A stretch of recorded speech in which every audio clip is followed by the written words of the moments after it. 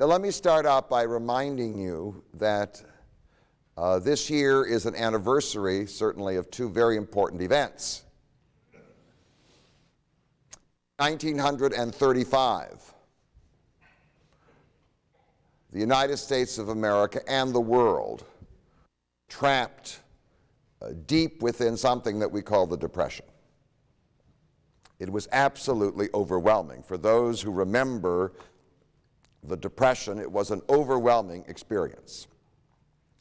There were millions and millions of people who had jobs to pay for their homes and their families who lost their jobs. In Detroit alone, unemployment reached the level of 40%. There was starvation, there were soup lines, there was panic, there were bank closings. It was a terrible time. And in the midst of it, there was an election held in the United States of America. Since the Civil War, the presidency of the United States was held almost universally, totally, by the Republican Party, with two exceptions, Grover Cleveland and Woodrow Wilson. But in 1932, the American people repudiated the Republican Party and the answer that Herbert Hoover gave to the Depression, which is, tough it out. Well, if you have something in the bank, it's easy to tough it out. But if you have a starving family and your mortgage needs to be paid and whatever, then what?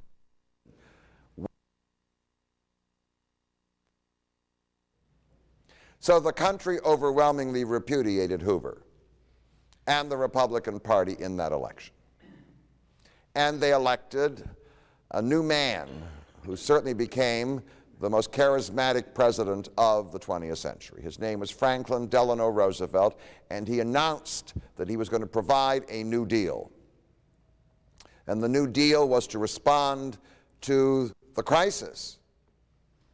There were many things that were recommended, but in 1935, he was responding to the sense of vulnerability that people had about their old age. The banks closing, do you understand? Unemployment. So there now appeared the phrase Social Security. It's 1935. In fact, a commission was organized to explore it. The law wasn't passed until 1937, and the implementation of it by payments wasn't until 1943. But in 1935, 70 years ago, this thing was implemented, and it became part of something that was called by the opposition, and they used the phrase in what I call a pejorative way, the welfare state. Well, I want to take you back now about 40 years ago, not 70, to 1965. In 1965, we were just beginning to enter the Vietnam War, but the nation was prosperous. The Democratic Party was in power. There was Lyndon Baines Johnson. Jack Kennedy had been assassinated in 1963, and a new president, his vice president, took over, and he was enthusiastically reelected in 1964. And Lyndon Baines Johnson then arranged for the passage of something that almost everybody in this room is aware of. It's called Medicare, one of the major welfare proposals ever made in the United States of America, which was implemented and which touched the lives of both the poor and the rich. Ultimately, Medicare included the rich in welfare. And, as we discovered, no rich people repudiated it. Do you know any rich person who has repudiated Medicare? I mean, I've been looking vainly for a rich person who has repudiated Medicare. I haven't found him. So we're all in this welfare system. We're all part of this expanding welfare state, and despite all the complaints of the Republicans, even when they came to power, the welfare state continued to expand, and in fact, until recently, no Republican president was prepared to dismantle any major part of it.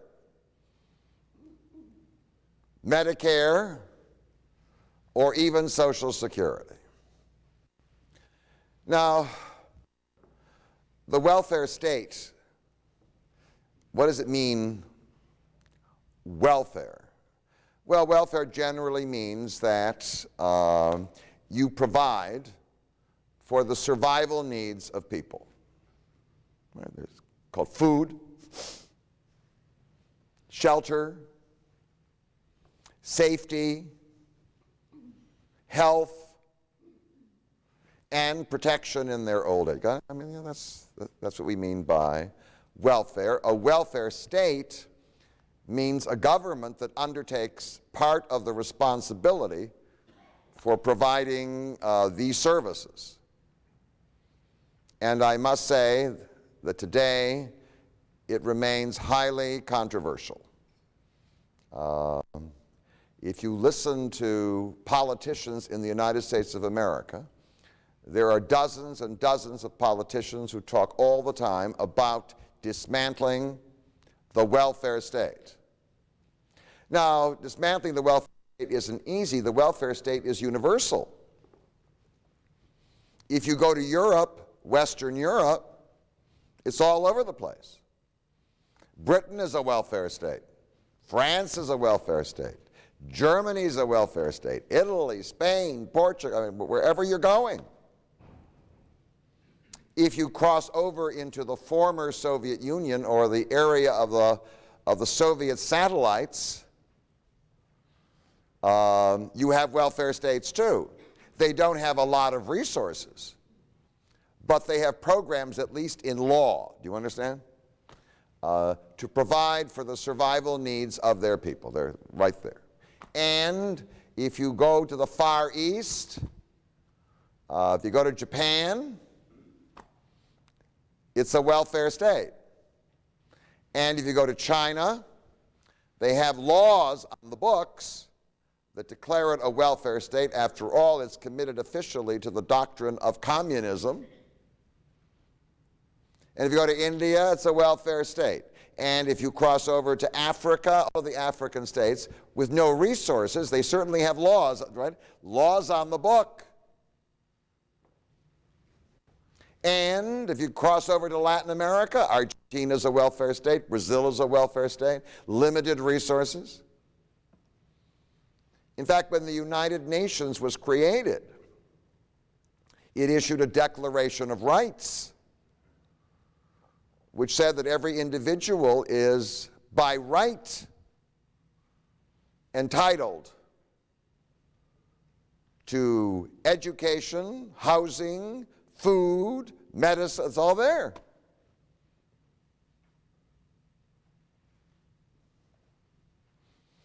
Now, why is the welfare state controversial? What do the people say who don't like it?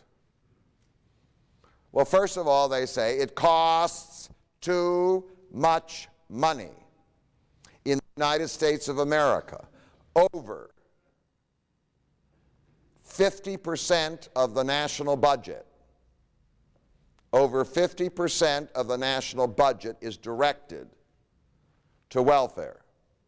That is, if you take Social Security and if you take Medicare and put them together and other distributions, you can go up to almost 55% of the national budget is directed to welfare.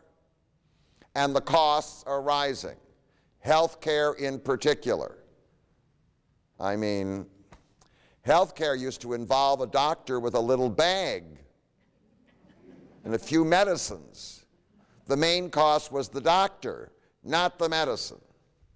Today, medical technology has moved to the point where They most likely can transplant every organ, do you understand, in your body.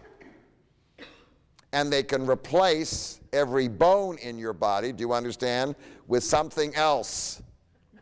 And they have machines, each of which costs $2 to $3 million, that they put you in as into an oven.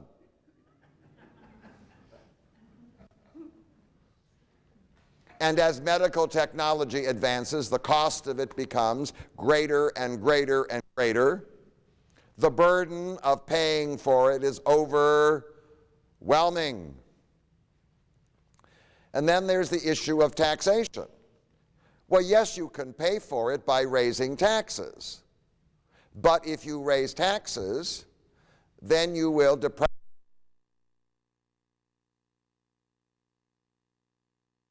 the economy.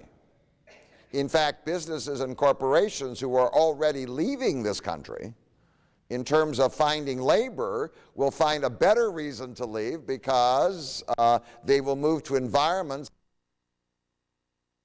that are also lower taxes. And then one of the big complaints is that in the end, you deal with this enormous bureaucracy of people who have to administer this program. And the bureaucracy sometimes is a worse illness than the illness you've got. One of the complaints is that we have created a culture of dependency. We have all these infantilized people who now expect the government to be their parent. Since their own parents didn't leave them enough money, or they may have left them enough money and it's all spent, whatever else it is. They want the government to be the parent. And in fact, we can't have a decent economy if we encourage the mood of infantilism and dependency, because a dynamic economy consists of self-reliant people. And if we undermine the self-reliance of the American people, that in fact they will not be able to sustain or create the kind of economy that we want. It's controversial because people now have expectations of the government that the government can't afford to fulfill. I mean, there's some people who want the government to make them happy.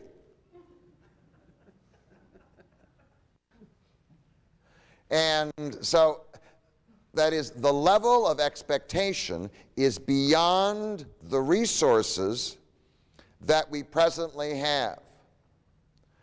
One of the complaints, of course, is the economy. If the economy were great as it was in the early 1960s, as it was when the Medicare laws were passed in 1965, that would be wonderful. But I don't want to depress you by describing the state of Michigan. And last, what is pointed out is its non-productive expenditures. That what is increasing in this country is the number of health workers.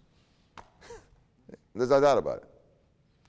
And they are paid through the payments made by the government. So in a sense, we do increase employment in the health area. The problem is productive expenditures are expenditures on things that will produce products or services that you can ultimately sell, not just receive, to other people. So people say, well, if you build a road or if you build a port that enables goods to be shipped, you understand, from one place to another, that's a what? That's a productive expenditure. But if you're spending money on somebody 96 years old,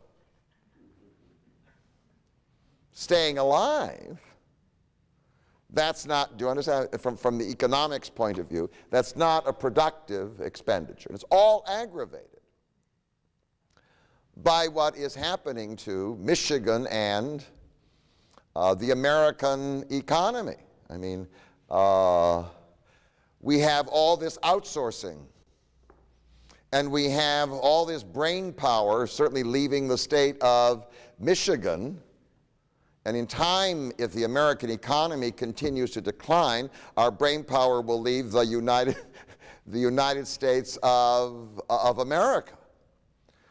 There was an article on the front page of the Detroit Free Press this morning, perhaps you saw it, describing the nature of the economy in Michigan and the United States of America. And most people are practicing denial. So, we have a shrinking economy trying to support a growing welfare state, and it's aggravated by aging. Increasing numbers of people are no longer in the workforce, and we have a shrinking birth rate. So we have this inverted pyramid of all these old people, including myself.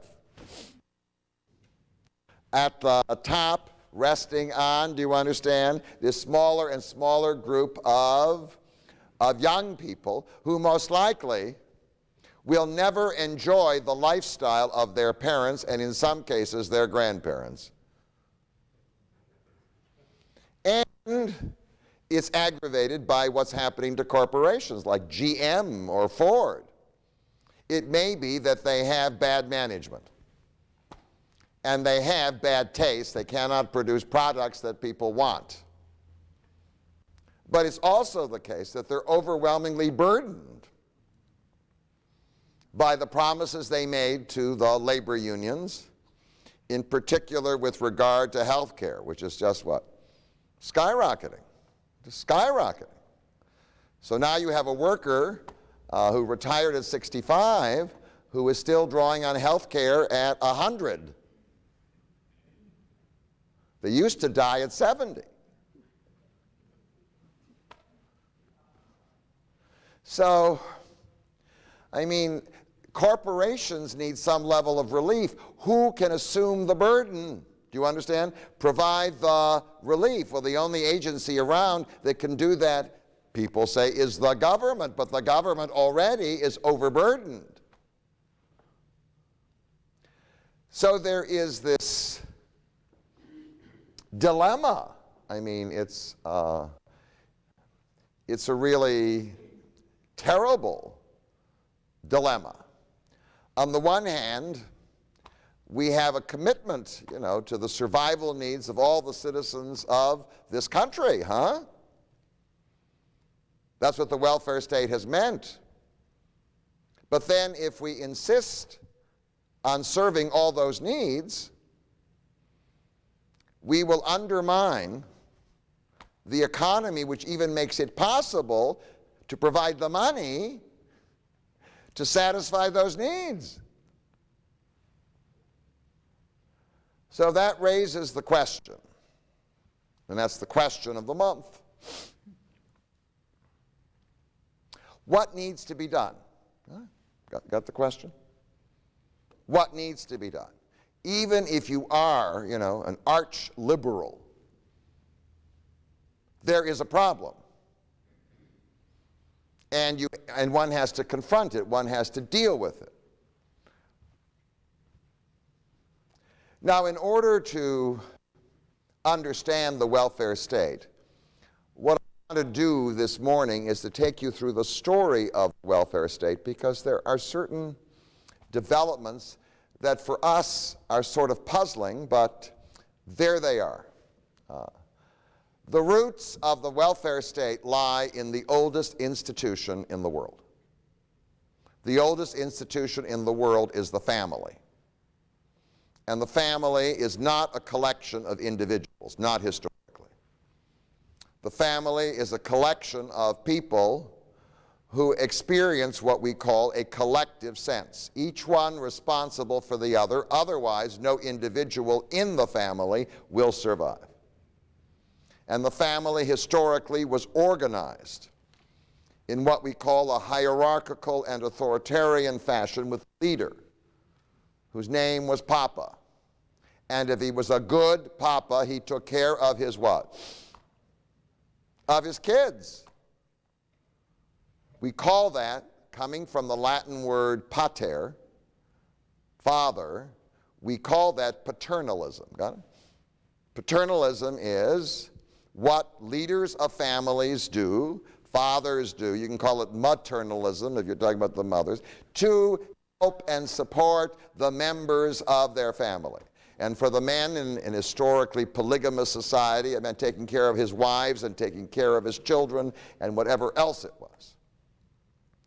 So the idea that Papa has a responsibility for his family is a what? Papa's the government. Do you understand? If you only have a family, the government is Papa. The idea that the government is responsible comes from the idea of the family. There's Papa. Papa doesn't turn to his child and say, I am I and you are you. You go your way, I go my way. That isn't how families operate. The reason why people are willing to die for their families is because they can't always distinguish between themselves and their family and their children and their relatives.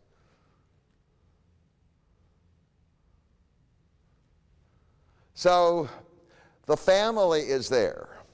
The second root is that as we look at the evolution of societies, we come across something that I find absolutely fascinating. What you find in the evolution of societies is that first there are families, and then families band together into clans, and the clans may band together for purposes of safety into tribes.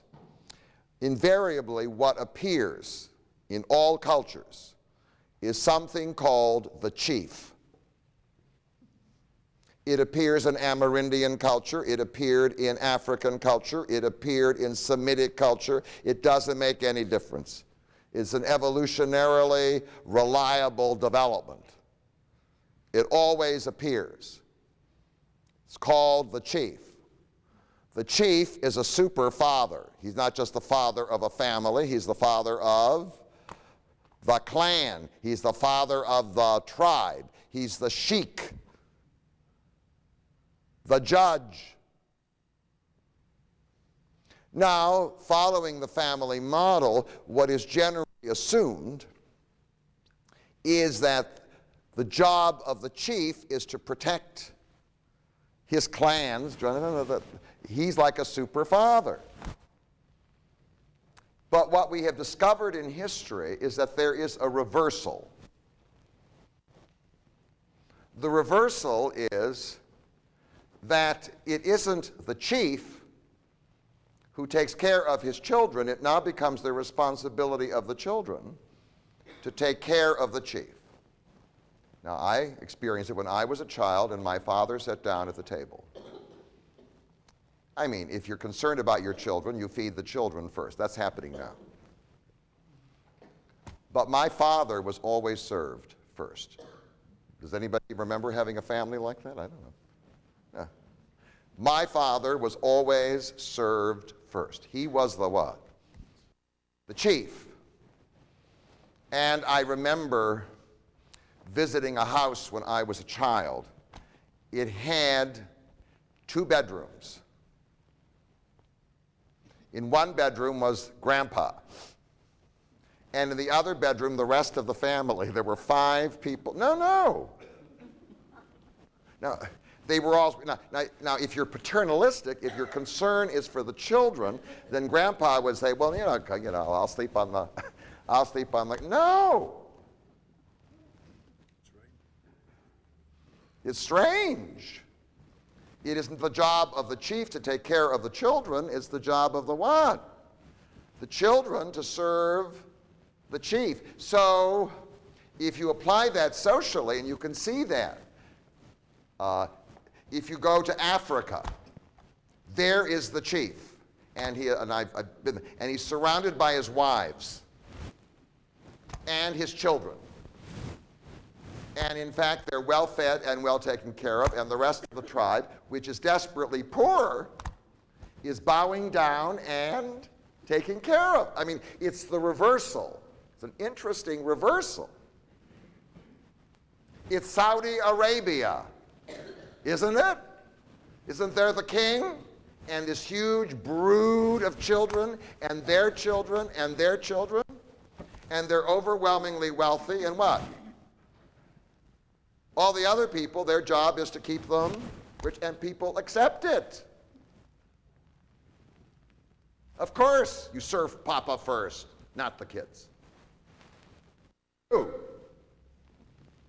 So the reversal means that the chief receives the wealth,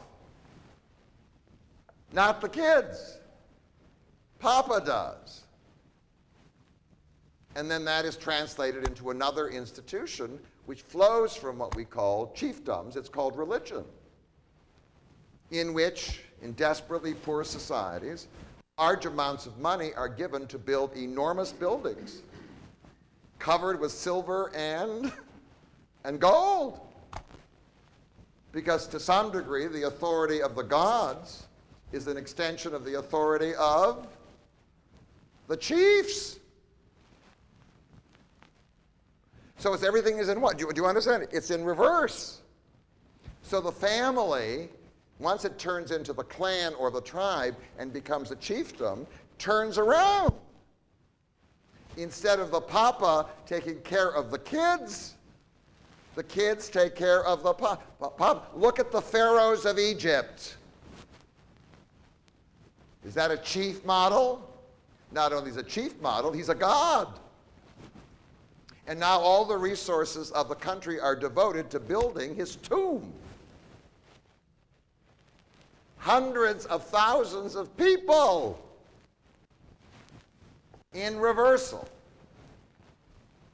So the history of the family as it evolves into what we call the clan and the tribe is that something turns around. What used to be Papa taking care of the kids now turns into the what?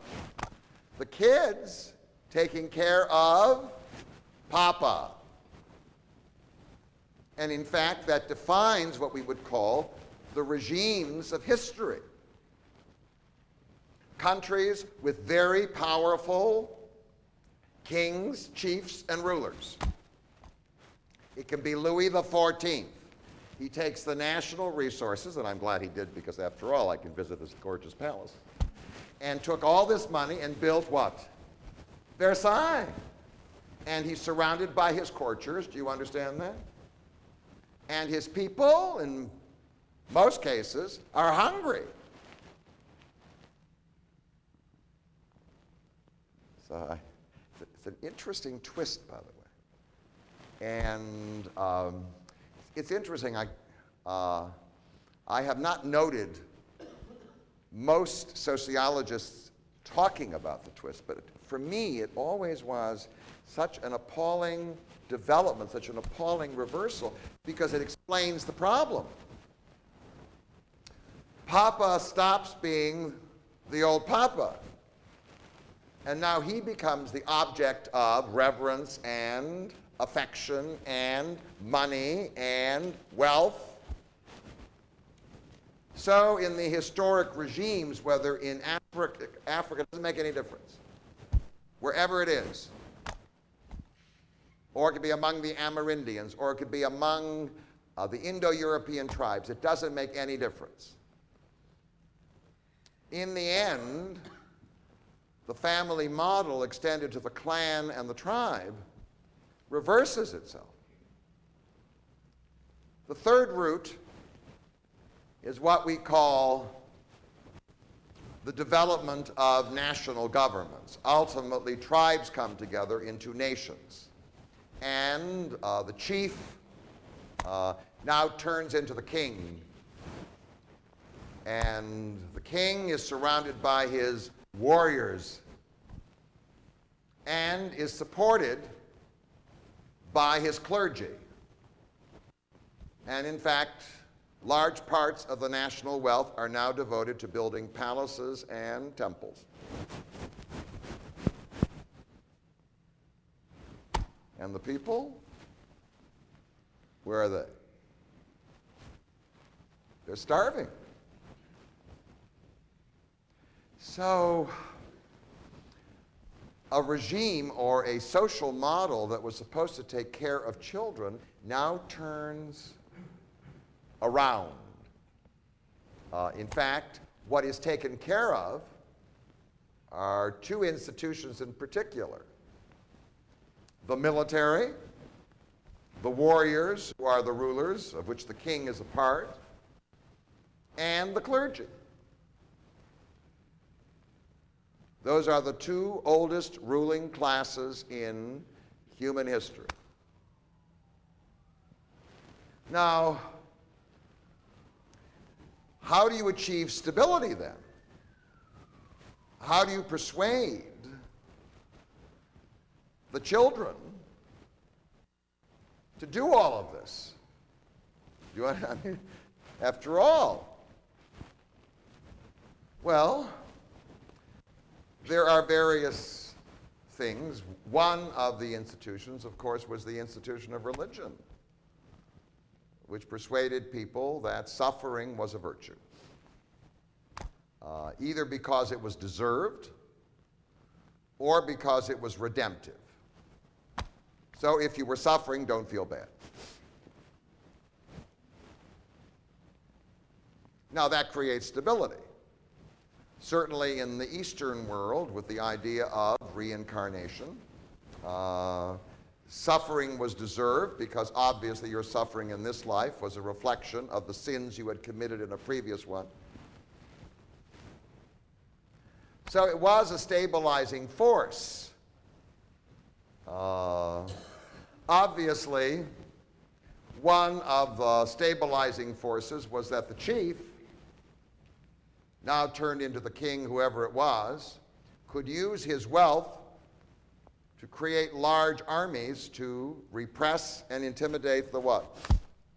The people below. Now the system, of course, bred problems. Obviously, there was a great deal of resentment which even these coping strategies couldn't handle, and we read about in history all the time. We read about peasants rising up in rebellion against, do you understand, their kings. But what invariably happens in those peasant rebellions is that a new leader emerges. And then he behaves just like the old chief. You understand? Now, we've seen that in the 20th century. In Russia, that example, they have the Bolshevik Revolution, and they overthrow the whole thing, that's it, redistribute the whole thing, and the next thing you know,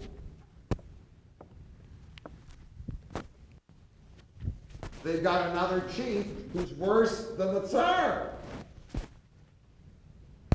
So now I want to say something, and it's very interesting because we always say, oh, democracy, we love democracy, we love democracy.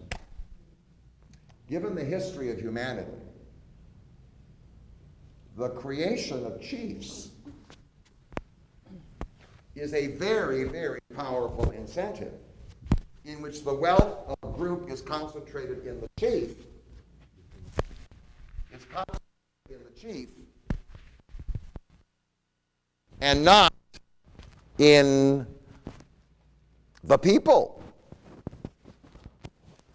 Now, about 300 years ago, a change occurred in Western Europe, because without it, there'd be no welfare state. In a world in which you believe that your job is to take care of Papa, and not Papa's job to take care of the kids, you're never going to get a welfare, you don't get a welfare state. I mean, how can you get a welfare state out of that? And if the kids are perfectly willing to endure this, so let me talk about the change. Now, the greatest change in human history since the invention of agriculture is a change so overwhelming that we don't notice it because we have been part of the change and we can't even remember what life was like before.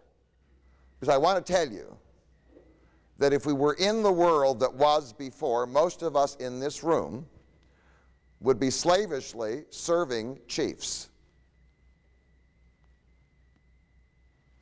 I call it, and it's a major change, the urban revolution. And the urban revolution lies on certain very profound changes. First, the emergence, if you will, of an entirely new kind of economy in Western Europe. We call it the money economy. The second is the emergence of a new way of looking at questions of truth, which we call science. The third was the emergence of a whole new technology that came out of this new way of looking at truth, which ultimately produced an industrial revolution, and the industrial revolution shifted work from the farm and the villages to something new. There'd always been cities, but they were small things and they were walled. And now there emerged what we call the modern city, which is enormous, it's huge, filled with millions of people. And now there will occur the Great Disruption. The Great Disruption is that millions and millions of people now leave the villages and they move into the cities. In a previous lecture, I told you about China today. There are 150 to 200 million people who used to live, do you understand, with chiefs in small villages, who now have picked themselves up and they're looking for economic opportunity in cities. Today in America, when Thomas Jefferson was the President of the United States, somewhere around over 80% of the American people were engaged in some form of agriculture. And now we have under 2%. You can't even find a farmer. So think of the trauma. Do you understand? All these people picking themselves up and moving. Well, in fact, that often happened. Many of our parents or grandparents or great-grandparents, when they came over from Europe, they came from what? Villages? No, they came from villages, farm areas, and they moved into huge urban complexes, and now their life was totally changed. So let me talk about, the change, without those changes, the undermining of chiefs is not possible. The reason why the Soviet Union ended up with Stalin is because its society was still overwhelmingly agricultural. It was a time of chiefs. And so now what happens? We have a new family. The new family, by the way, doesn't have necessarily a chief. First of all, it's got a mama and a papa, that's all. And a couple kids, maybe 3 kids, I don't know, 4 kids, whatever else it is. They're struggling and they don't even work together anymore. It's a world in which there is a whole new education. Before, your parents taught you what to do. And one of the things they taught you to do, since they were models for the chief, was to revere authority. And now you get educated by people who aren't your parents in places that we call schools, and you learn all kinds of things that may refute the insights that your parents or grandparents or great-grandparents, the whole thing is, it's a subversive, undermining system, this urbanization. And it features a whole new work. Not work on the land with suffering, but work in urban environments in which, as technology advances and prosperity comes, there's even the glimpse of happiness. Once the electric light arrives, there's what? Nightlife. And then there's pleasure, and then there's entertainment, and now there's leisure, and the whole thing. So your perception of yourself and your life changes. And once you get urbanization, a new kind of government emerges that never existed before. It's called democracy. Democracy is built on old families that have no longer the chief model. Democracy is built around the idea that there are individuals floating around, do you understand, in big complexes, and they now have a new awareness of their own power. So, in highly urbanized cultures, the chief, do you understand? The chief idea is harder to maintain, although I do want to say the chief idea is so powerful and so strong that after the Depression, people reverted to it. Nazi Germany is what? A perfect example of an urbanized culture that what? That reverted to the chief. But on the whole, mass urbanization is subversive of that. And what declines, and this is very important, but you see it in urbanized cultures, what declines is reverence for the king. In fact, many kings by the end of the 18th century lost their heads. There were revolutions, the chief was taken and his head was cut off. There's decline for the authority of the king and of the church and even of religion. The society becomes more secular. And now what emerges is a new kind of political reality. It's sort of amorphous. It's the beginning, if you will, of democracy. And now you have different kinds of children, where before they were accepting of their suffering, they now become assertive. A word now appears, the individual, and another word, rights. Oh. I have a right, by the way, I don't care what my parents tell, or what the chief says, I have a right to what? To live where I want to live. I have a right to work the way I want to work. I have the right to worship the way I want to worship, if I want to worship it, whatever it be. I have the right. Oh. By the way, we sometimes get very disturbed by the assertion of these rights because in the 1960s, it was moved up one notch when children started opening their mouths, right? And parents now viewed it as what? A subversion of authority. Now, the population has changed. It's not a system that can sustain chiefs easily without intense intimidation. So now I want to give you a principle. One of the reasons why it's very hard to reform Africa is because it's overwhelmingly agricultural and it's tied to chiefs. No sooner do you overthrow one chief than you get what? You don't get democracy, you simply get another chief. But if you have a highly urbanized environment, then most likely it's much more difficult to do that. However, I must say these more assertive children who are now called citizens are very vulnerable. So let me talk about the vulnerability. The vulnerability of living in an urban society means, one, that you're totally dependent on, the only support system you have when you finally end up in the urban environment is your small family. And your small family doesn't have the resources to deal with your expectations and to deal with all the problems. There aren't enough people around. I'll give you one of them. Babysitting.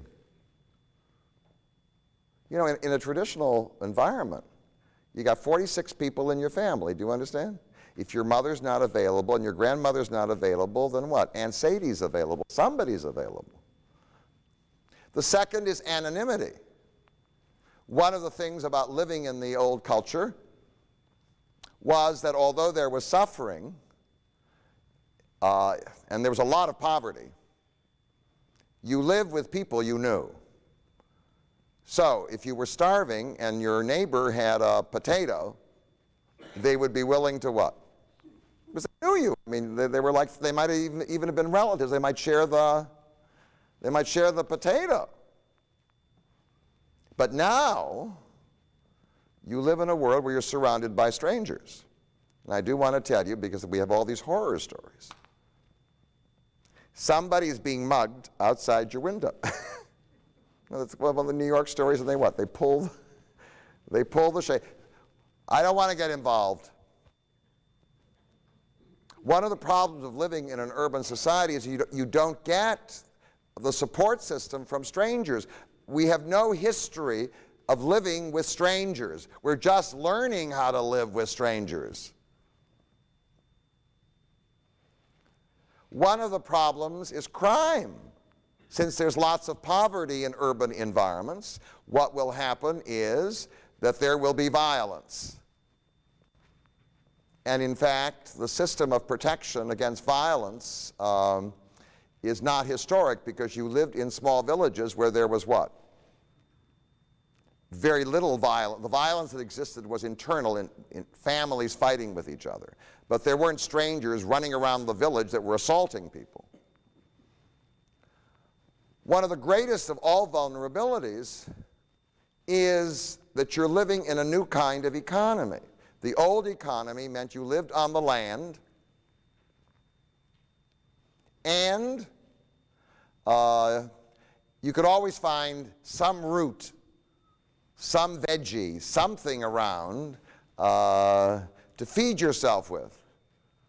But now you're living in an urban environment, and in fact everything has to be purchased with this strange new thing, which is part of the urban culture, called money. And if you've got it, you can get food and you can get shelter. And if you don't have it, you can't get food and you can't get shelter. I mean, that's it. And so in order to get money, you have to go to work where they pay you money. Now, that is not traditional. Traditional is you live on your land, you grow your own food, you may even build your own house. By now, you're so urbanized, you wouldn't know how to build anything. I'm trying to imagine if I suddenly were left. You know, I mean, I had to grow my own food and build my own, what would I do? I dial.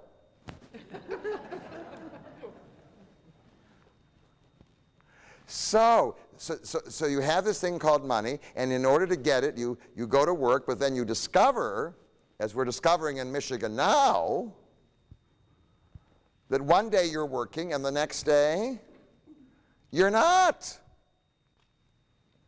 And so you don't have this thing called money, and you are living amid strangers, and you have a family that is already vulnerable.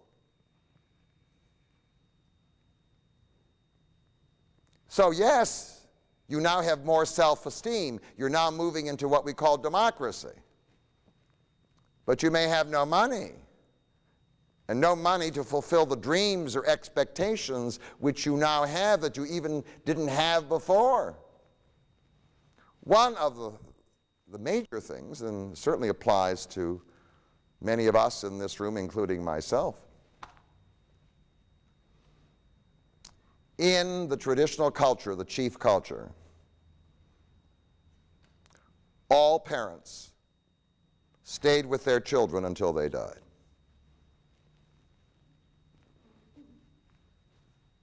The thought that you would throw your parents out or abandon them was absolutely inconceivable. Inconceivable. But we have a new kind of family. It's not as tight as before, and plus it's urban. So in urban civilization, individuals are mobile. They stay with their family until they're 18 in most cases, then they leave, either to get a job or to go to school. And then they call either frequently or infrequently. And now older people, as they age, realize that they have to take care of themselves. The old system of support no longer exists. Those kids aren't there. Are they rotten kids? No, I mean, it's an urban culture. They're now living in LA. That's where they got their job. Maybe they should have stayed around Melvindale and taken care of you. I don't know. They're gone. So we now have acres and acres and acres of old people.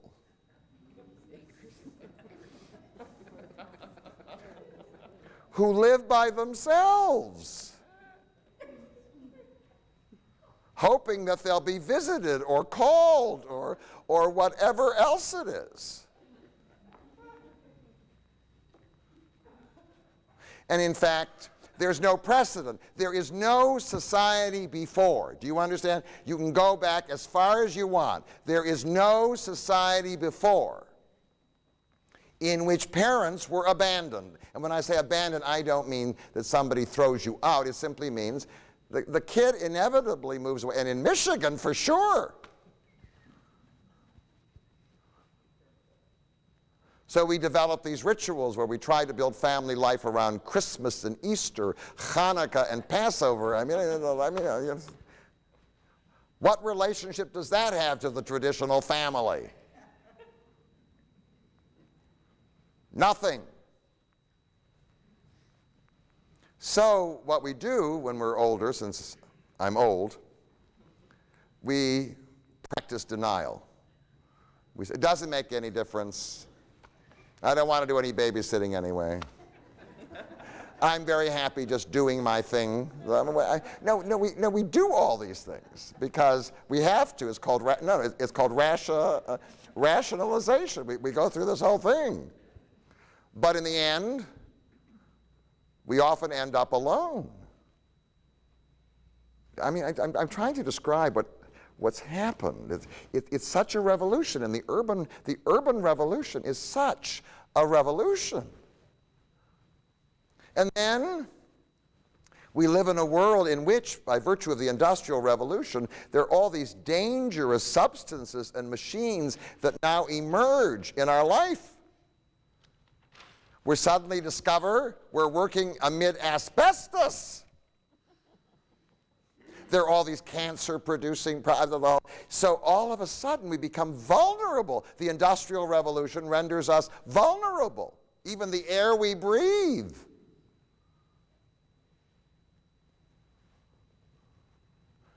And I must say, there is this thing, and it was not part of human history for most of human history. Most people living in villages did not use money. Got it? Didn't use money. They used family affection, right? Neighborly affection, even if they were dirt poor, didn't make any difference. To get what they need. And now, what can I do? I mean, it's a whole new world. Now, the response to this vulnerability was the emergence of three political positions. The first is what we call the conservative position.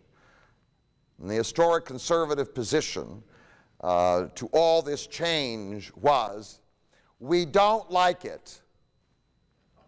Oh, well, that's nice. We don't like it. Families are falling apart. Do you understand? Children are opening their mouths. Chiefs are being executed. We don't like it.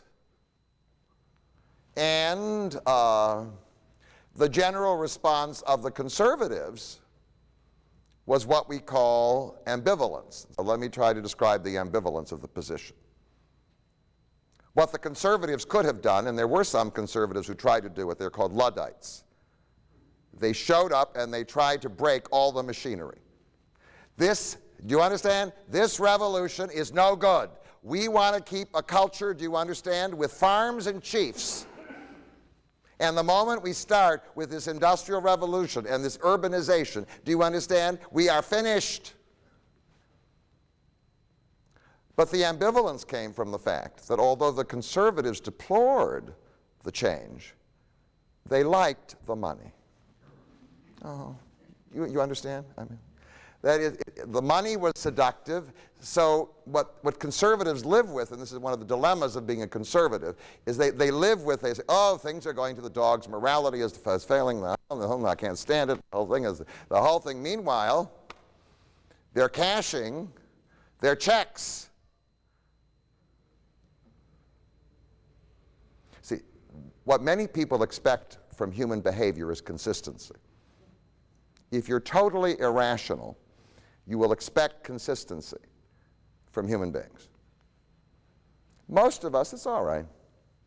Most of us have what we call inconsistent behavior. That is, we pursue two conflicting goals at the same time. And that's been part of the problem of the conservatives. That on the one hand, they really don't like this new development, but on the other hand, they can't separate themselves from the rewards they receive from it. It's like Saudi Arabia, right? On the one hand, they're fundamentalist religious. On the other hand, they're building pleasure palaces in Palm Beach. The conservative position was basically, we need to go back to the old family. We need to go back to the caring society. Well, that's fine, good. So you tell all these strangers who live near me to care for me. You tell them. We should all be more, I hear this, it's so naive. Why would a stranger who has no connection to me, do you understand? No connection, historic, we didn't even go to school together. Why am I lecturing this stranger? What we need to do is to be more caring. The reality is, after you've given them the 18th lecture, they're not. So let's go back and let's be more caring, but above all, let's keep chiefs. The second position is what we call the liberal position, which arose in the 19th century. It was the political position that endorsed the Industrial Revolution, said it was good. And the liberals said, that's right, we believe in individuals, every person on his own, self-reliant. Oh, that's good. And self-reliant, therefore, some people end up as winners and some people end up as losers. But what I would call the harsh liberals became what we call social Darwinists. Let me give you a social Darwinist. They misinterpreted Darwin. They said, Darwin said that the fit live and the unfit die. So the best kind of a society is that what? Encourages the fit to live and gets rid of the what? The unfit. So that's what we now have. We're through with the old family, the clans and the tribes. We are all individuals competing with each other in this big urban environment. There are winners and there are losers. The winners are the fit and the losers are the unfit, and if they disappear, what I call the kinder position on the part of liberals was to say, my son Daku was riding a motorcycle when he was struck by a car. I had spoken to him previously about donating his organs, and it made it so much easier for me to make the decision. I knew that this is something that he wanted. I didn't have to feel guilty about making the decisions, doing something that he may not have wanted. Every day I tell people, talk it over. You must let people know what you want.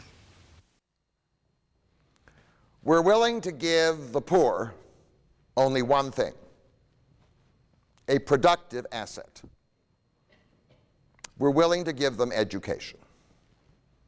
because that's a good investment. Do you understand? Because if the person has education, he will have a skill whereby to produce something that can be sold. So out of that, out of the liberal system, and it goes all the way back to the middle of the 19th century, it happened in America, came a system of public education, which is welfare. It's the beginning of the welfare state. It's free, got it? Free public education. And in fact, even today, there are millions and millions of people who designate themselves conservatives in our society who simply take for granted, of course we have public, right? So that was the beginning of the welfare state. Free, got it? Free public education. But they wouldn't go beyond. We don't give money for food. We don't give money for housing. Do you understand? We don't give money for medicine. What you do is you get an education, and then you go out and use your education and make some money and then pay for the things that you need. Oh. So we got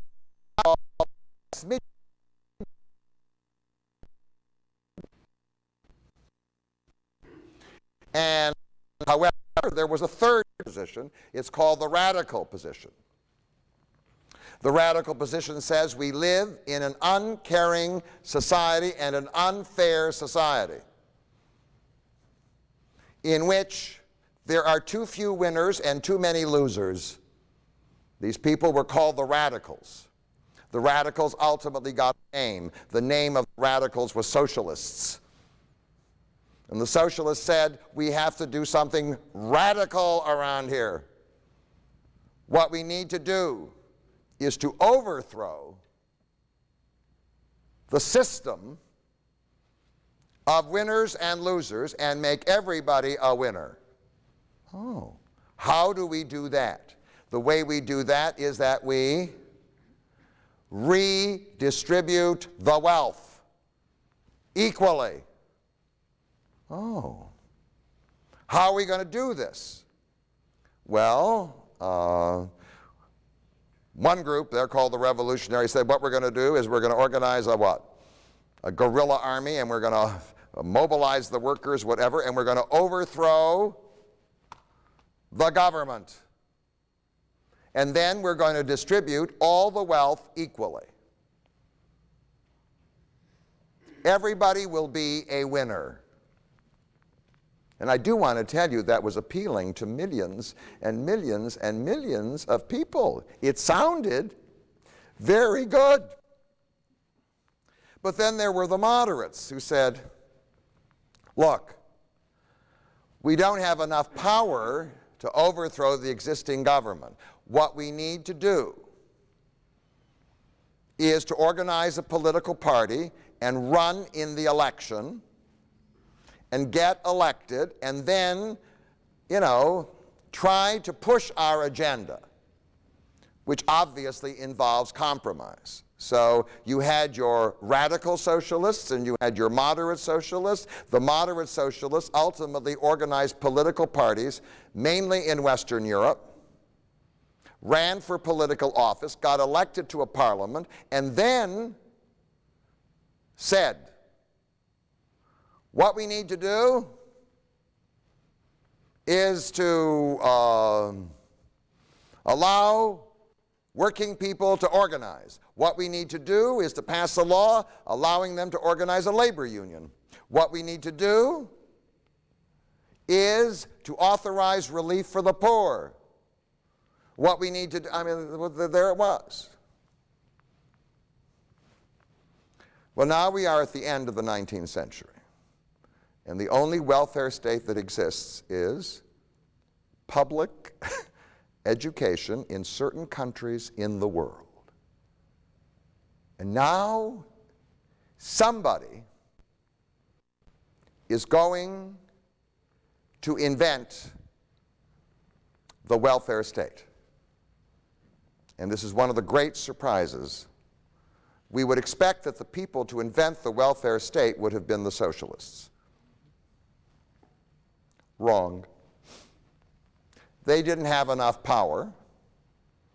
The ones in Russia weren't strong enough yet to overthrow the Russian government, and the ones in Western Europe were simply a minority in the parliament. And in America, the socialists had a hard time getting off the ground. In 1871 was the beginning. In 1870 and 71, a German state called Prussia went to war with France and defeated France. And in fact, the leader of the country was a man called Otto von Bismarck. And he wouldn't tangle with him. And he unified Germany. As a result of winning the war, all the other German states except Austria joined his union. And it took the name the Second Reich, the Second Empire, and the king of Prussia now became the Kaiser, who is the emperor of the Reich. And at his side was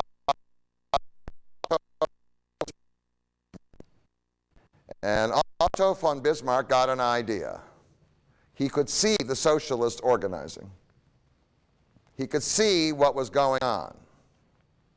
And he really didn't like the liberals, because his view of the state, of the German state, was that it was a family. Did a reversal. So it's a very smart reversal, by the way. Instead of the children taking care of the chief, the chief should take care of the children. That fit into the family model, didn't it? It's a family model. And it was Otto von Bismarck who said that Germany can only be great if we have a satisfied public. We want to keep them obedient to the Kaiser. And the way we're going to do that is we're going to play nice papa and not what? Mean papa. So he did two things which actually strengthened Germany. One, he established a state system of free public education, second to none in the world. Do you understand? It became the model.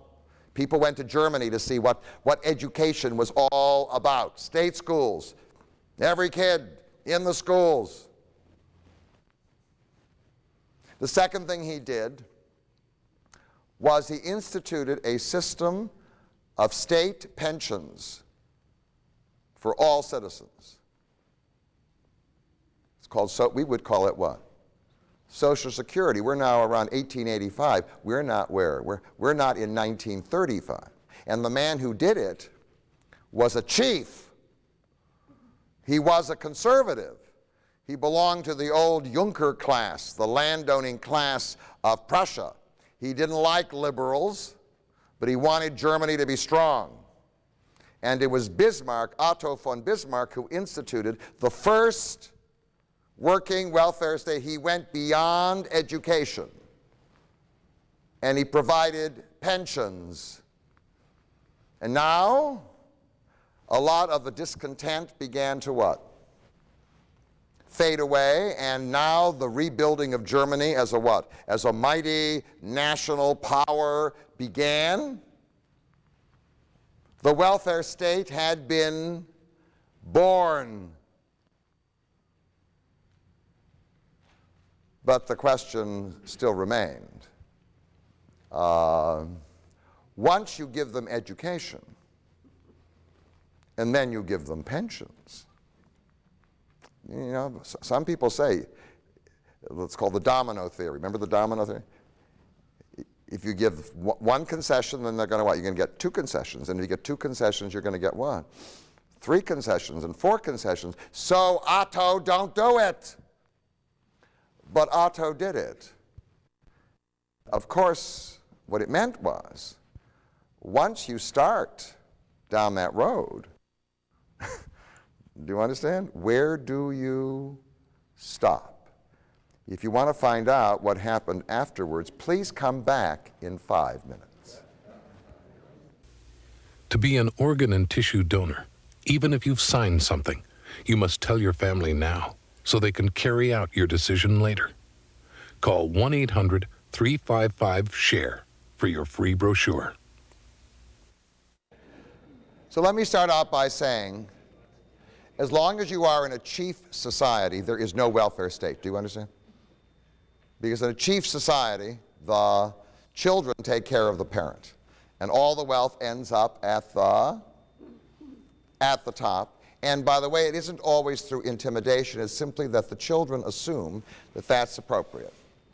I mean, there were millions and millions of peasants throughout the years who never imagined it was wrong to put gold and silver all in the churches, and I mean, they simply what? They simply accepted it. And there was nothing wrong for the king to have a big palace. They were sort of proud of it. But once you have an urban civilization, then the other system simply breaks down. And now this very vulnerable system called democracy appears, and democracy is very dangerous. In the chief system, there's one vote, the chief. But once you start with democracy, I mean, you start out always by restricting the suffrage to the rich and those with property. And then you just, ultimately, the way you handle the protest is that you gradually expand the suffrage. Handing out a vote is easier than handing out money. Doesn't cost you anything, except in the end it does cost you something, because once you give the vote to the poor, then they can vote their interests. It may have been better had they been willing to give money and not give, do you understand? Money and not give, but people don't have foresight that way. People say, oh, it's cheaper right now. People will often do that. They'll repair their house and they repair it what? Cheaply, except it's what? It falls apart right away, when if they've spent a little more money, they would get something good. So people, no, it's cheaper now. So it's cheaper just to give the what? It's cheaper to give the vote.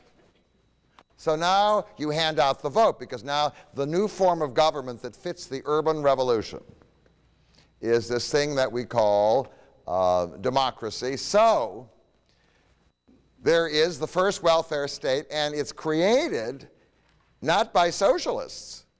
It's created by a conservative who wants to hold the socialists in bay. But once you give 2 cookies, they want 3 or 4 or 5, you understand.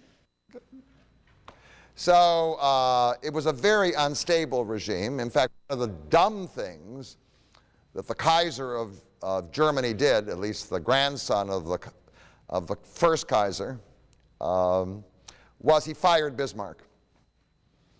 And then you know what happened. I mean, Germany then went off to rearm itself to the degree that a war, and in fact it lost the war, and there was devastation. In the end, the force of the radicals could not be stopped. They were called the socialists. Either they were revolutionary socialists trying to overthrow existing chief governments, or they were moderate socialists organizing themselves into parties. If they organized themselves into parties, what they would sometimes achieve would be concessions. So let me just talk about some of the concessions. It happened in the United States at the end of the 19th, beginning of the 20th century.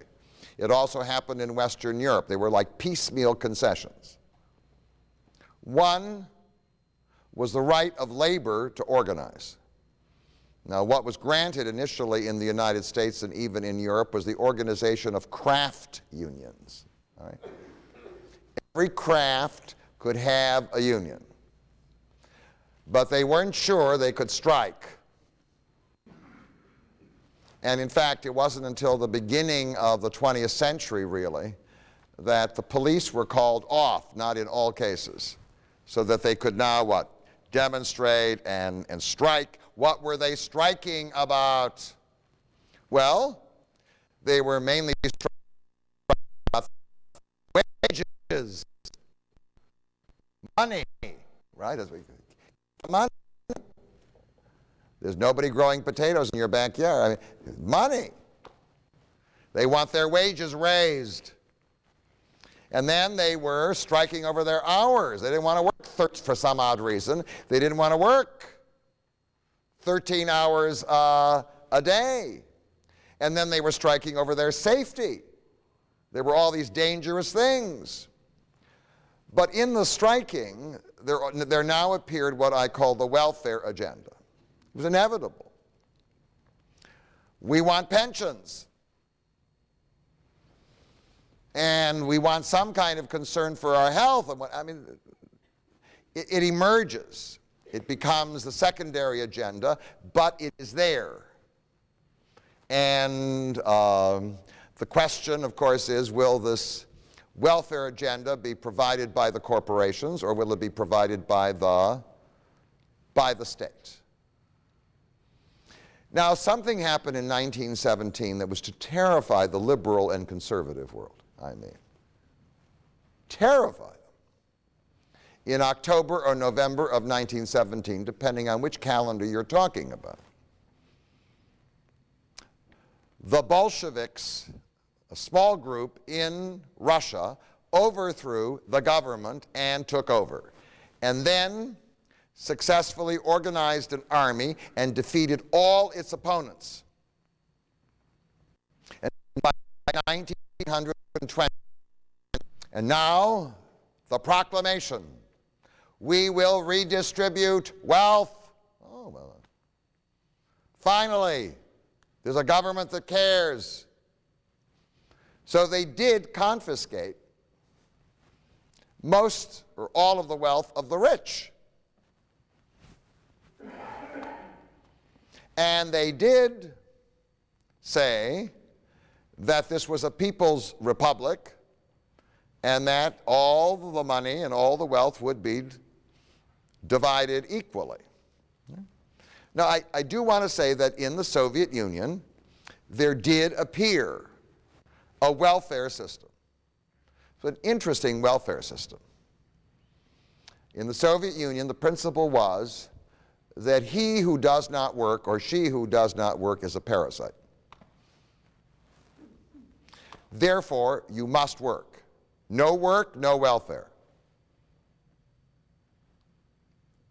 So, what work? Well, whatever work the state gave you. And if you didn't like the job and you decided to leave, there was no welfare. That is, your pension, your health, your vacation, whatever it was dependent on the factory that you worked for. If you no longer worked, you were a parasite. As a social parasite, you were not entitled to any welfare. But is it a welfare system? The answer is yes. It's a welfare system. The problem was that the welfare system was attached to a non-dynamic economy. It was dynamic in one respect. Under Stalin, the Soviet Union was industrialized. The price of industrialization was that there were no consumer goods. That's all. So you've got machinery in the factory, but there are no toothbrushes. Use your finger. So what it meant was that no matter what you earned, your money now was sort of useless.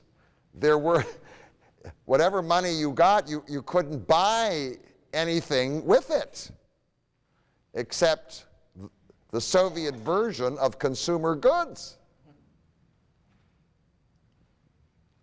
I remember the first time I was in the Soviet Union in 1970, that was much later, I walked into like a stationery store and I saw a Soviet pen, and I love pens. So I said, oh, I'm going to buy myself a Soviet pen. So the clerk who isn't overly friendly because of this thing, allows me to touch it. And I unscrew it, pull it out, and the whole thing just disintegrates on the counter. And he's screaming at me. I said, "It's not my fault!" So this is a reverse system where you have money, but there's nothing that you can use your money. There are no consumer. You're going to go buy a machine in a factory? Of what use is it to you? So they're making tanks. That's good. That'll make the Soviet army what, stronger? But there was on the books. Do you understand? There was a welfare system, except because the society was basically pre-urban in many respects. I mean, it was overwhelmingly agricultural when the Bolsheviks took over. It turned into a chief society right away. So you had a kind of theoretical welfare system with a chief. However, to the outside world, the Bolshevik Revolution was the worst thing that could happen. I mean, we were threatened by the Bolsheviks. And starting in 1920 in the United States of America, we couldn't chase communists faster than we could run at the extreme. I mean, pursuing, arresting, whatever it is. We're terrified. And then comes the worst, the Depression. And there are people running around saying, this system doesn't work, it's falling apart. The liberals are wrong. We need a radical solution. We need the redistribution of wealth. And in fact, in the 30s, both the socialists and the communists grew. I mean, their influence grew in the United States of America. There were people who were very enthusiastic. After all, they were starving.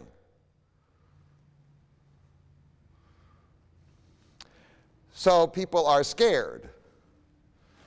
I mean, the reason we have the New Deal, and it ultimately went through, and the claim that Roosevelt saved capitalism is true. He saved it. Because I assure you that if Herbert Hoover stayed in power, do you understand? There might have been a social revolution. There were already marches on Washington. The price of saving capitalism was instituting the welfare state. Got it? You have to pay a price for everything. Some people think they can go through life paying no prices. That was the price. You're going to save the capitalistic system. The way you save the capitalistic system is that you institute the welfare state.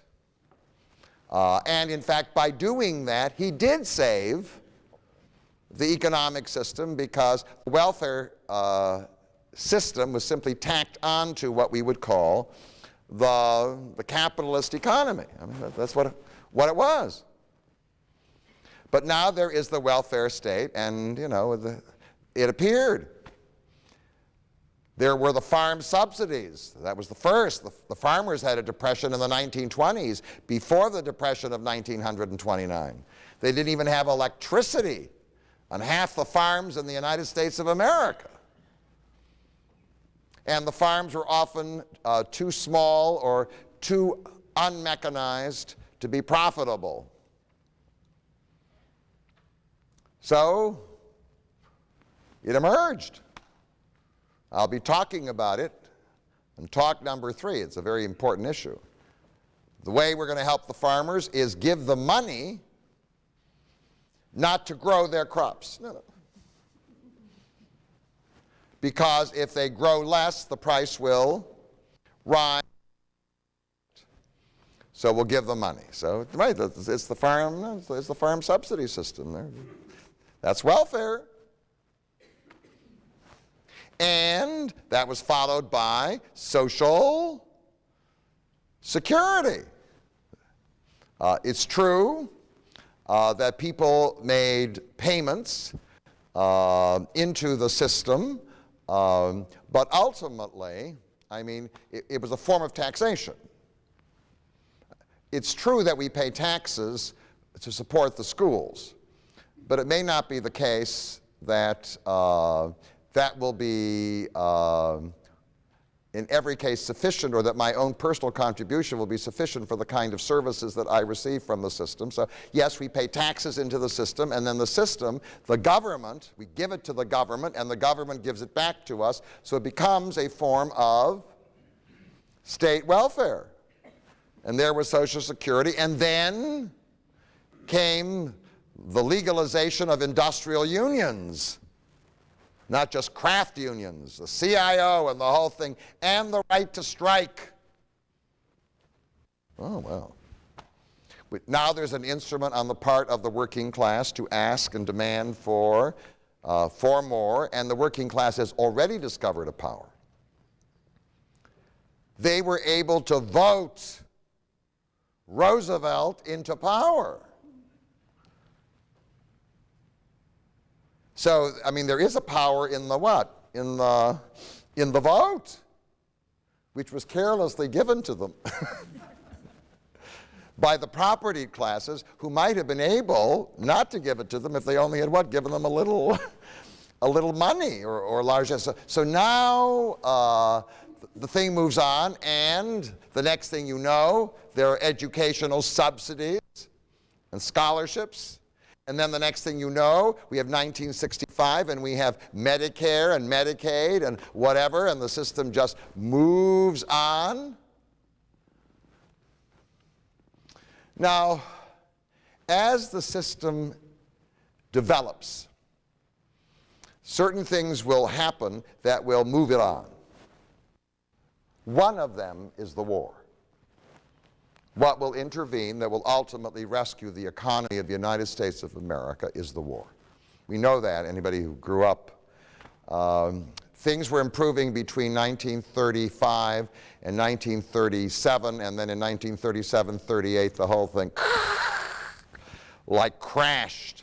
And what ultimately rescued the economy was the war, which already began for us in 1940. There was the draft, and we were giving things to England and the whole business. So we're on, forward, upward, now prosperity, in order to mobilize millions of people to fight. Now let me tell you the difference between a chief society and an urban society. In a chief society, since the peasant can't really distinguish himself from the tribe he belongs to, what you can do is the chief stands up there and says, "Follow me," and they what? Follow.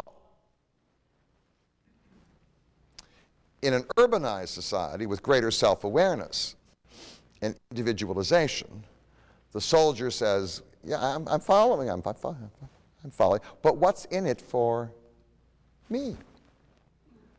So, now the chief, the new chief, which is the kind of, not a real chief anymore, is it? Because the real chief can look at you and say, "Come on!"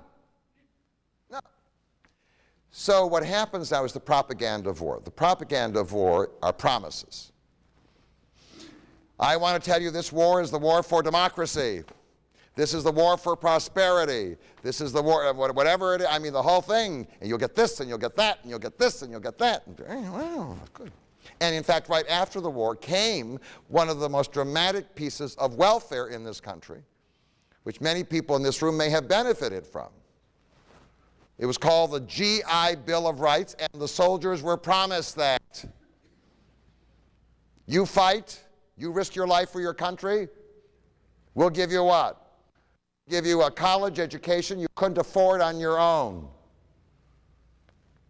Oh, that was more than simply free elementary education or free secondary education. You're not getting what? If you're a veteran, you're getting a free college education. I do want to tell you, in terms of the stimulus to the economy, there are hundreds of thousands, if not millions of men, of veterans of this war, of that war, who received an education which became part of what I call the productive potential. Do you understand? The productive potential of the United States of America. And one of the most worthwhile enterprises ever. So, but now that's what you have to do. So after the war, there are all these people with high expectations. And what follows the war is, I mean, it's always a letdown, is that the expectations are not met, so something will happen in Detroit in particular, but it happens also in Europe. It's called strikes. Do you remember the strikes right after World War II? This town was absolutely paralyzed by strikes in the auto plants. And now the price of getting some level of domestic peace is that the corporations not only raise wages, that isn't the issue only. The issue now is welfare. We want the corporations to take care of our health care. We want the corporations to take care of, to enhance our pensions. Our Social Security is absolutely insufficient. We want, now there's something essential after World War II, and I want to mention what it is. My parents never took one, but I'll give you the word. Vacation. They never regarded it as a necessity. Do you understand? For them, it was like a luxury. But I do want to tell you, because I talk to people in the stressful world, a vacation is no longer a what? A luxury. It is now a necessity. I don't think I'll be able to stand it. I need 2 weeks. Oh, well, I get, no, I know you do. Everybody does. Maybe 3 weeks, maybe 4 weeks, maybe 5 weeks. All right, fine. And work is so stressful, I need at least a half hour in the morning for a break. Yeah, of course. That's not a luxury anymore. That is a necessity. What happens in life is former luxuries, as your expectation level rises, former luxuries turn into necessities. So now all these demands are being made, and in fact, there's prosperity. Everybody needs cars, don't they? Do they care about design? No. Ford, GM, whatever else it is, the cars are selling, there's prosperity, and so what ultimately develops is corporate welfare. All right? It's the corporation that assumes it, but not the state. But now there are all these people left out of the union system, huh? They're not covered. In Europe, what happened? In Germany, the Socialist Party, the Social Democratic Party, Bismarck's gone. The Social Democratic Party calls all these strikes. And finally, they sit down with management.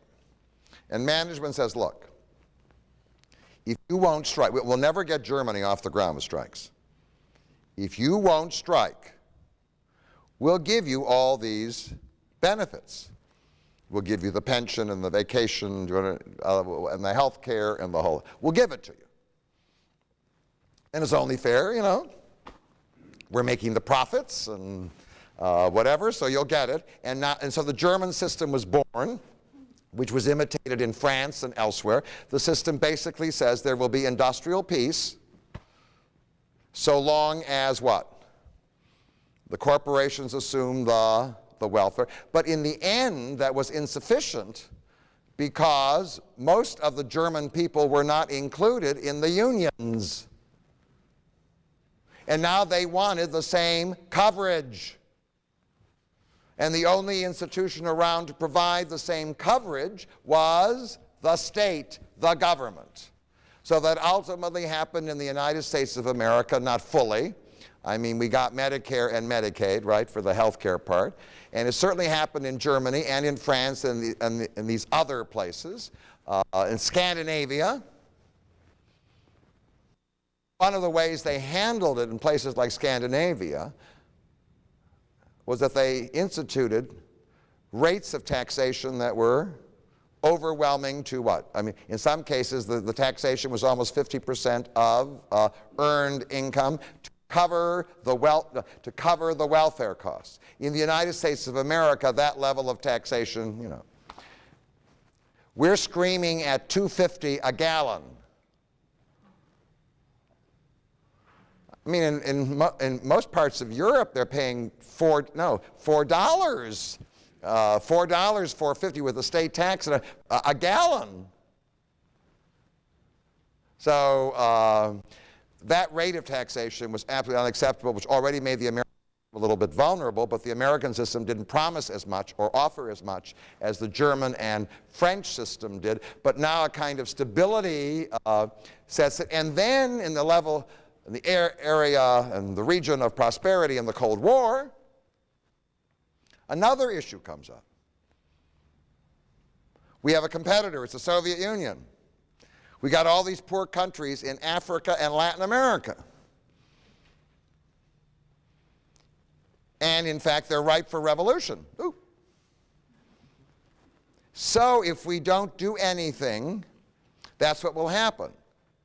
So now appears what we call external welfare, where we begin to send out, what, millions and millions of dollars to other countries outside the United States of America in order to alleviate in some way the poverty. In most cases, you understand, you're shipping money to chiefs. They get the money and the what? The people didn't because that's the system. It's the chief.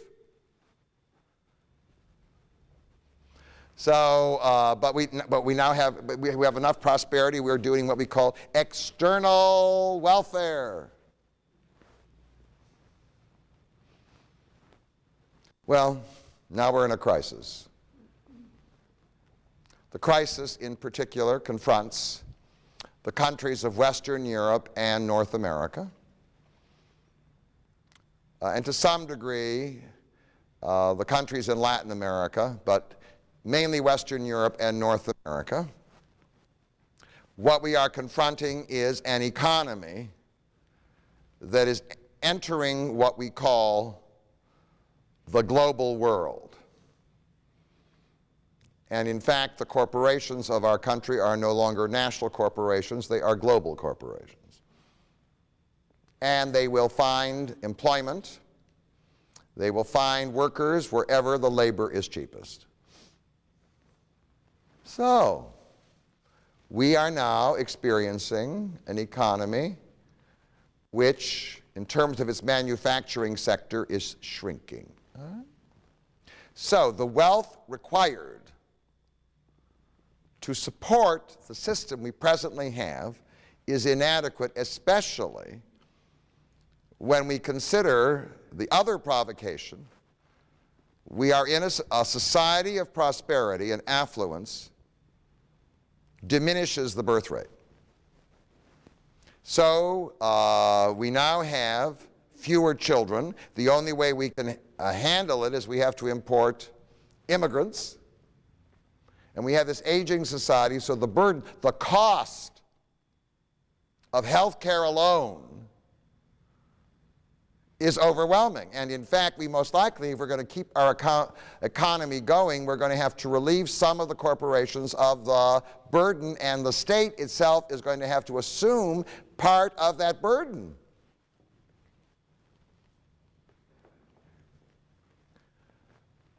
So, what's the reality? All right, so let me give you the reality. The first is, unless you want a social revolution, the welfare state is here to stay. Got it? You can't eliminate it. Cannot eliminate it. It may be that the people around George Bush Jr. are talking about what? Eliminating it. You can't. Even the rich are attached to parts of it. Can't get rid of it. So, in the end, what you need to do is to fine-tune it. That's the challenge that I am now throwing out for the next 3 talks. Do you understand? What does fine-tuning mean? It's a balancing act between, one, the legitimate demands of people. Does everybody in this room deserve to be healthy? The answer is yes. Does everybody in this room deserve to last as long as medical technology can make it possible? The answer is yes. Does everybody in this room deserve to be happy? The answer is yes. Oh, thank you. It's all legitimate. I always say that to people. I say, your demand is legitimate. The problem is we don't have any resources. We have limited resources. And that isn't even an issue of the left or the right. There are limited resources. The declining economy affects, in the end, both sides of the economic picture. So there are legitimate demands and there are, got it, limited resources. I mean, it's like the kid in the Depression asking his mother for an ice cream. Does he deserve it? Yes. Does she have the money to give him? No, I mean, that's whatever. So there are legitimate demands and limited resources. And the third, which is part of the balancing act, is what we call compassion. Identifying with the pain and suffering of other people and trying to alleviate it, not only in our own country, but since stability in a global economy is necessary all over the world and not just in the United States of America, how do we take our limited resources in some way and deal with the whole issue of world poverty? So it's called fine-tuning. That's what life is. Life, you're always a juggler, you know? We're always juggling. We're trying to keep things, what? Moving. Life is juggling. And so there aren't any easy answers, because if there were easy answers, I would give them all to you right now and you could skip. The next three talks, they are not easy answers. And so we're going to address the issue of the senior years, all right? And protection and security, that's Social Security. We're going to address, in some ways, outrageous aspects of the welfare system as it presently exists. We turn to the farmer subsidies. And then we're going to address, with this new book by Jeffrey Sachs, we're going to address the whole issue of, well, the United States and all these people out there suffering from intense poverty. How do we do the juggling act? If you're interested in juggling, please come back next week. Thank you all very, very much.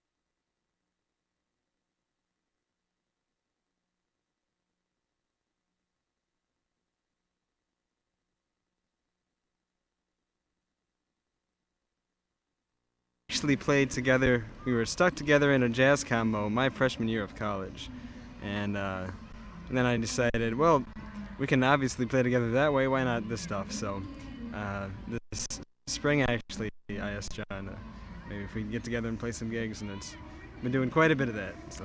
Well, you did a great job tonight, John. Have you enjoyed Birmingham? I have enjoyed Birmingham. It's a very nice place. And how long have you been playing the guitar? Oh gosh, I can't even remember. Way back in '02, huh? Yeah. It's in 2000. Yeah. And you're from? Milwaukee. Oh, Milwaukee. And where are you from, darling? Ann Arbor, Michigan. Ann Arbor, Michigan. Well, you two added so much to this evening. We had a lovely night, and you just added so much joy with your great music. Thank you. And may you come back again. Definitely. We'd love to. And John? Yes, definitely. And good luck to both of you as you do your so-called gigs together. So top of the evening to both of you, and thanks again for a beautiful evening. So good night, Birmingham, until next Thursday. We're looking forward to another concert in the park. Thank you, Bloomfield Community Television, for all your support, too. Good night. This is a set of Irish and Scottish tunes. The first tune is a tune that I picked up in Ireland a few years ago. The second tune is called Miss Shepherd's, and it's a really fun Scottish tune that I learned quite a while ago, too. And the last tune is called Frank's Reel, written by a great Scottish fiddler, John McCusker. And I'd like to say thank you, every one of you, for coming out tonight and listening. Hope you guys enjoyed it. And we enjoyed playing and listening to Michael O'Hare's Irish School of Step Dancing. And yeah, so hope you guys had a good night. We're going to finish up with this set. And have a great night after this, too. We've got CDs for sale as well.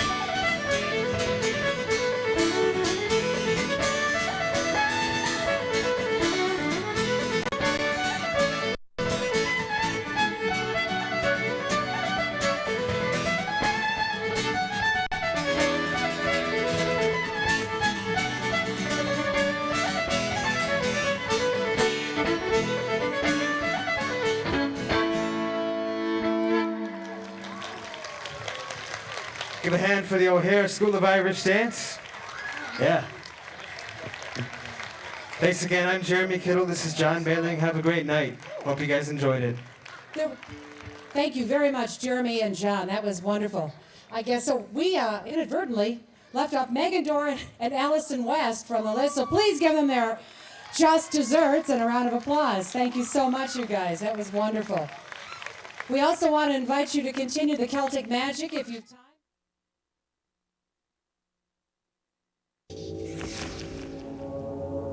Crackhead, drug dealer, street hustler, gang member. All kicked out of the community with the help of kids like me. Me. Us. You can make a difference. We have the power to help prevent crime. Call 1-800-722-TEENS to find out what you can do in your community. It's time we're judged by what we do, not how we look.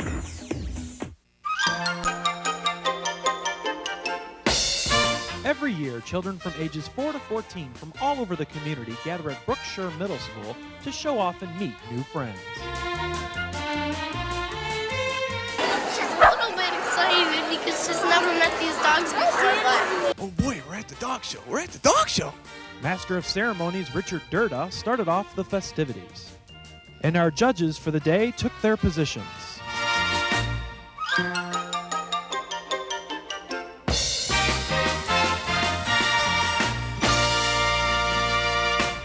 The contest included best costume, smallest dog, largest dog, best looking, best behaved, funniest, and best trick.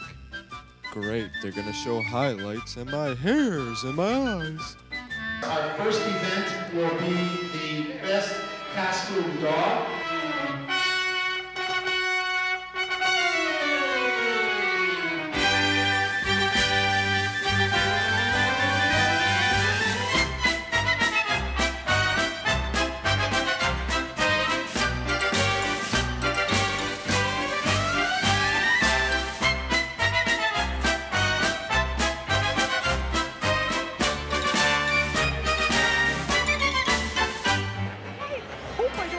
I know here. How embarrassing!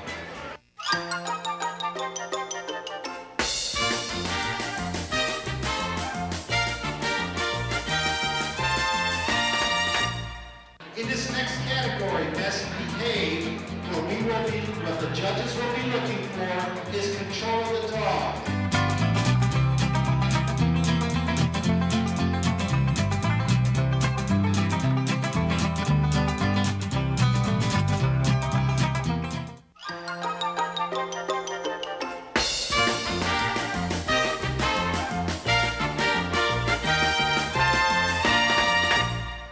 The judges had big decisions to make when just about every dog came on the floor for the best looking contest. Aw, come on, every dog deserves a best looking award.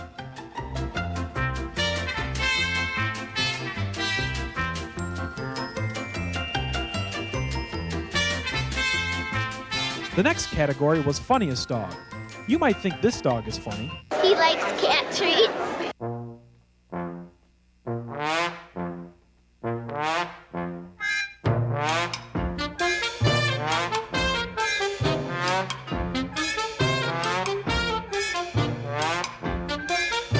I still can't see anything. The largest dog category brought out dogs bigger than their owners. And now make room for the little guys.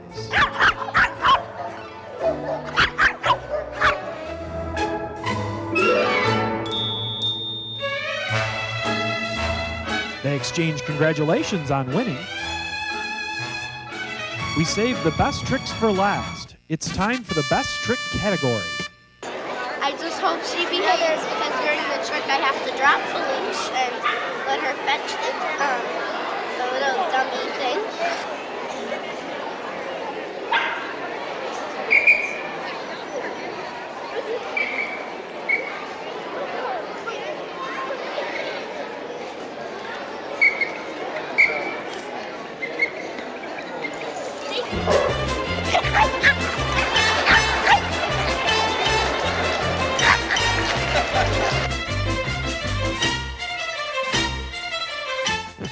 I know which cup it's in to you.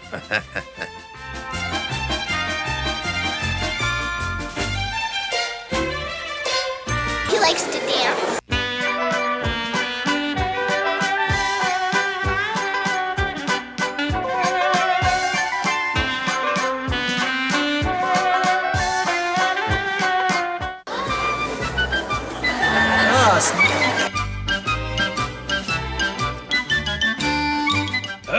Okay. Since all these people are watching, I'll do it.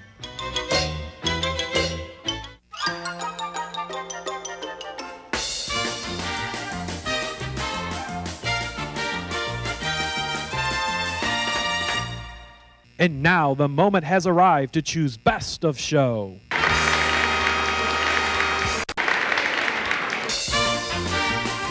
Now that the show's over, how are you going to reward your